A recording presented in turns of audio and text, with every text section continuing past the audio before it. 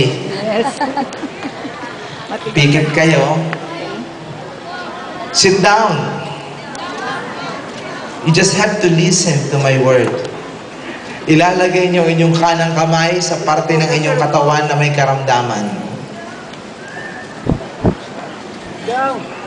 Ilalagay niyo inyong kamay sa parte ng inyong katawan na may karamdaman. At ipikit ninyo ang inyong mga mata.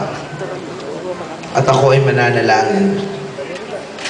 Mapagpalang Ama, masdan mo ang iyong mga anak na nandito ngayon, naghihintay sa gitna ng initan, ay iyong tinipon, umaasa ng kanilang kagalingan. Wala kaming inaasahan kung hindi ikaw dahil ikaw ang Diyos na nagpapagaling. Hindi lamang ng aming katawan, kung hindi ng aming kaluluwa. Kaya sa sandaling ito, Panginoon, pababain mo sa lugar na ito ang iyong banal na Espiritu upang kami ay makatanggap ng kagalingan na nagmumula sa iyo. Napakarami dito, Panginoon, masakit ang ulo,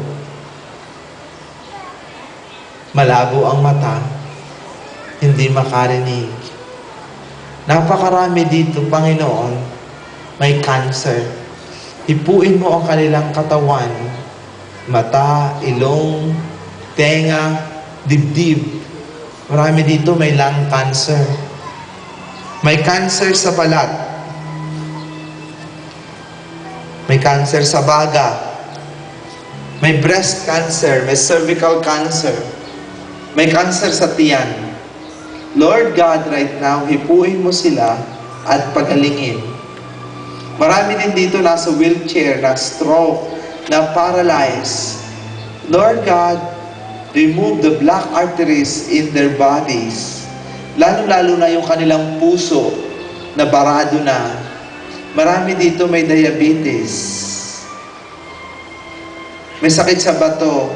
May hepatitis. Lord, wala kaming inaasahan kung hindi ikaw. Kaya bigyan mo kami ng pag-asa at tulungan mo kami na makaramdam ng kagalingang nagmumula sa iyo. Lord, hipuin mo ang lahat ng taong nandito ngayon, lalo-lalo na yung hindi na makalakad dahil sa rayuma, na stroke, na aksidente, naputol yung spine. Marami din bata dito may sakit, autistic. Marami dito, Panginoon, may goiter, may thyroid, may bukol sa katawan, may bukol sa tiyan. Lord God, right now, hipuin mo sila. Marami rin kaming mga mahal sa buhay, Panginoon, na may karamdaman. Daladala namin ang kanilang mga litrato at sila ay nasa puso namin. Lord God, right now, touch them one by one and heal them. Lord, marami kaming mga suliranin sa buhay, pinansyal. Marami kaming mga emotional problems. Marami din dito, Panginoon, hindi nagsisimba. Ngayon lang nakapunta sa simbahan, hindi nagdarasal. Lord God, heal them spiritually. Heal them spiritually. Matuto silang mangumpisal. Matuto silang humingi ng tawad. Lord, marami dito may mga kagalit. Maraming galit ang dibdib. Sinabi mo na kailangan kaming magpatawad upang kami ay makatanggap ng biyayang galing sa iyo. So right now, O Lord God, yung mga pusong puno ng galit, bigyan mo sila ng grasya na magpatawad. Dahil, Panginoon, hindi sila mabibiyayaan kung ang kanilang puso ay mabigat, kung ang kanilang dibdib ay sarado, kung puno ng galit ang kanilang dibdib, puno ng paghihiganti. So right now, O Lord God, grant them the grace to forgive.